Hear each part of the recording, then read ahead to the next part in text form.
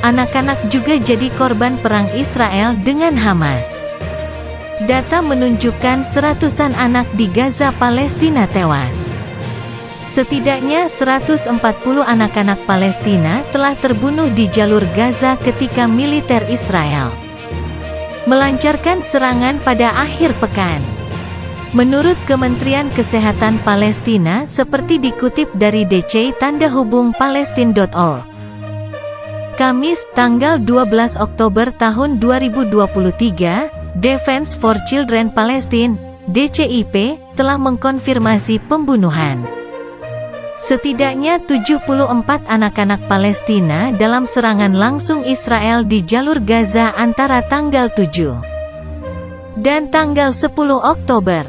Organisasi ini juga terus mendokumentasikan dan mengkonfirmasi kematian anak-anak Palestina di tepi barat dan jalur Gaza yang diduduki. Ketika permusuhan terus berlanjut berujung pasukan Israel melancarkan serangan. Kemudian pada tanggal 10 Oktober akun X sebuah media di Palestina, Times of Gaza mengunggah video pilu berisi kepanikan warga menyelamatkan anak-anak yang terkena serangan dari Israel. Dalam rekaman gambar tersebut, terlihat seseorang berlari keluar dari mobil sambil menggendong bayi ke arah rumah sakit. Sementara lainnya, terlihat orang mengeluarkan bocah laki-laki dari kursi depan mobil untuk diberikan kepada tim medis. Serangan militer besar-besaran terjadi di jalur Gaza pada Sabtu 7 Oktober setelah kelompok bersenjata Palestina menembakkan roket ke arah Israel dan menembus pagar pembatas Israel di sekitar Gaza pada awal tanggal 7 Oktober melancarkan serangan di dalam wilayah Israel. Pasukan Israel memulai operasi militer skala besar yang dijuluki Operasi Pedang Besi. Pasukan Israel mengintensifkan serangan udara, darat, dan laut terhadap sebagian besar penduduk sipil Palestina di jalur Gaza di mana tidak ada tempat dan tidak ada seorang pun yang aman, kata Ayat Abu Ektaish, Direktur Program Akuntabilitas di DCIP. Daripada mengurangi permusuhan untuk mengekang kerugian sipil, komunitas internasional justru secara aktif mendukung upaya perang Israel melalui peningkatan pendanaan militer dan senjata. Meskipun pejabat Israel menyatakan niat mereka untuk melakukan kejahatan perang dan kejahatan terhadap kemanusiaan, impunitas sistemik harus diakhiri. Papar Ayat Abu Ektaish, menurut pantauan dari Yayasan Persahabatan dan Studi Peradaban, YPSP, intensitas perang Israel dan Hamas semakin meningkat setiap harinya. Pendudukan Israel mendapatkan dukungan legitimasi internasional dari Amerika Serikat.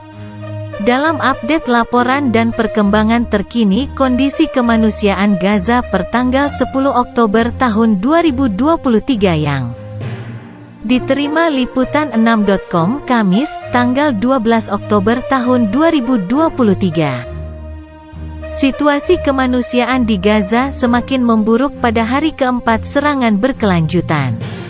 Pendudukan Israel ke jalur Gaza Palestina menyebabkan kerugian besar terhadap kemanusiaan, kesehatan, dan hak-hak sipil warga Palestina.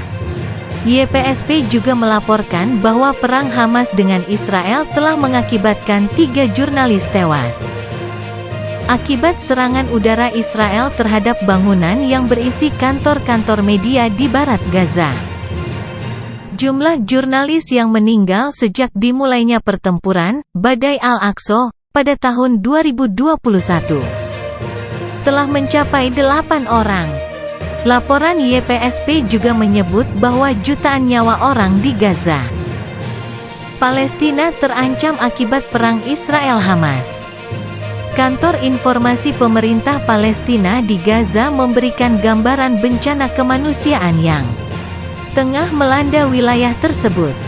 Lebih dari 2,3 juta jiwa yang berada di wilayah tersebut saat ini menghadapi ancaman serius. terhadap nyawa dan kesejahteraan mereka, ujar YPSP dalam update laporannya. Situasi ini, jelas YPSP, telah memaksa pemerintah Palestina untuk mengeluarkan seruan mendesak kepada masyarakat internasional, organisasi kemanusiaan, dan lembaga bantuan untuk segera mengambil tindakan menghentikan kejahatan yang beragam bentuknya, dan seruan untuk menyuplai Gaza semua yang dibutuhkan untuk bertahan hidup, dan tidak meninggalkan penduduknya menjadi sandera dan alat pembunuhan yang dipakai oleh pendudukan. Lembaga PBB untuk Pengungsi Palestina, UNRWA, mengungkap bahwa ada 9 staf PBB yang tewas di Gaza. Mereka kehilangan nyawa akibat serangan udara di jalur Gaza sejak Sabtu lalu. Hal itu diungkap akun resmi UNRWA di platform X pada Rabu, tanggal 11 Oktober tahun 2023. Angka kematian itu naik dari informasi sebelumnya, yakni 4 orang meninggal. Pada wawancara dengan UN News pada Selasa, 10/10, Direktur Komunikasi UNRWA Juliette Touma sempat menyebut ada 4 orang staf UNRWA yang meninggal di jalur Gaza. Kami memiliki banyak sekali staf yang bekerja dengan UNRWA di jalur Gaza. Kami adalah lembaga PBB terbesar dengan 13.000 staf. Ada dokter, perawat, guru, insinyur, pekerja sanitasi, sopir, logistik, ujar Juliette Touma yang memuji para staf itu sebagai pahlawan tanpa jasa. Akibat perang Hamas-Israel, UNRWA terpaksa mengurangi operasinya di jalur Gaza, seperti penutupan pusat distribusi makanan. Sekolah-sekolah tutup sehingga berdampak ke 300 pengungsi Palestina di jalur Gaza. Terkait fasilitas, ada 14 fasilitas PBB yang terdampak serangan Israel karena serangan udara. Juliette Touma berkata bahwa fasilitas PBB harusnya dilindungi meski saat konflik. Touma juga mengingatkan bahwa jalur Gaza telah diblokade selama 16 tahun.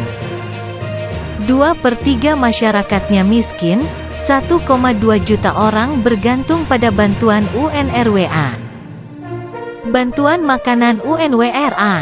Persediaan listrik sangat rendah dan begitu juga air. Dan masyarakat tidak bisa masuk dan keluar Gaza dengan bebas, kata Touma.